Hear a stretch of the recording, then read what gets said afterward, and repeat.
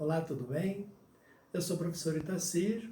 Hoje estou aqui para falar sobre a fenomenologia de Russell, dentro da filosofia contemporânea.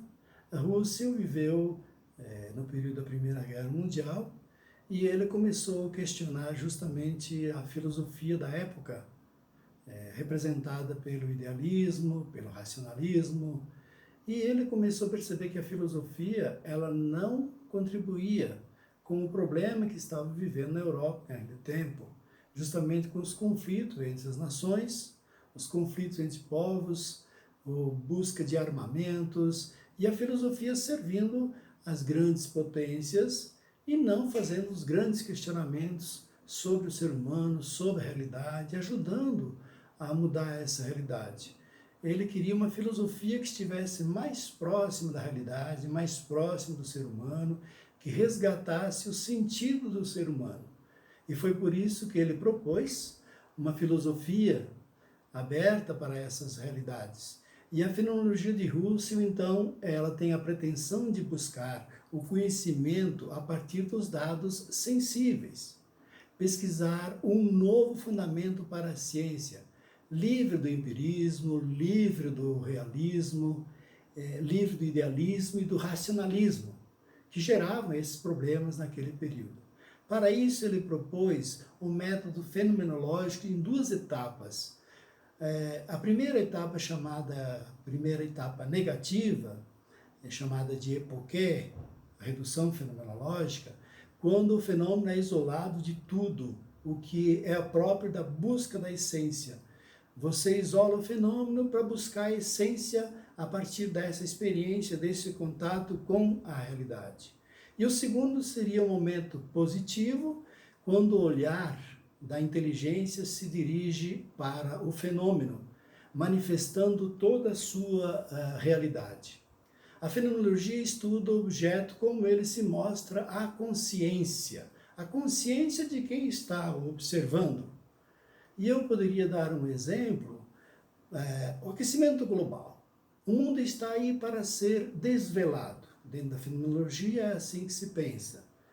O aquecimento global. Tem muitas teorias sobre o aquecimento global, mas a fenomenologia propõe que você se coloque diante do fenômeno e faça essa experiência do aquecimento, a partir do que você sente, a partir do que você observa, a partir do que você percebe da natureza, e descreve todos esses elementos. Só depois, num outro momento, que você vai entrar em contato com as teorias já desenvolvidas, com outras teorias anteriores, para você fazer a síntese e entender o que realmente é o fenômeno, como ele se revela, como ele se manifesta para a sociedade.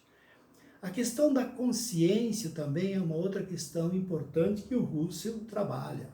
A consciência como consciência de algo que é flexível, que é plástico.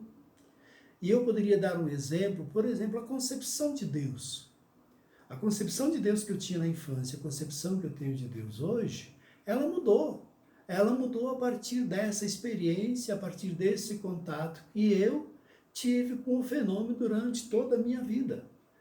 Então, essa é a proposta fenomenológica, você entrar em contato com a realidade e captar essa realidade, perceber como essa realidade se manifesta e deixar que ela se manifeste de forma livre para que você perceba a sua essência. Não se deixar levar para o conceito, que muitas vezes você se perde e não entende a realidade. A consciência como temporalidade também é uma proposta dentro da fenomenologia de Russell. Ele coloca a seguinte questão: o tempo do meu pai, por exemplo, a moralidade, ela tinha uma concepção. Hoje eu tenho outra concepção dos princípios morais, do que é moral, do que é imoral, porque eu fui tendo outras experiências em outro tempo e eu tenho essa concepção que eu construí a partir desta relação.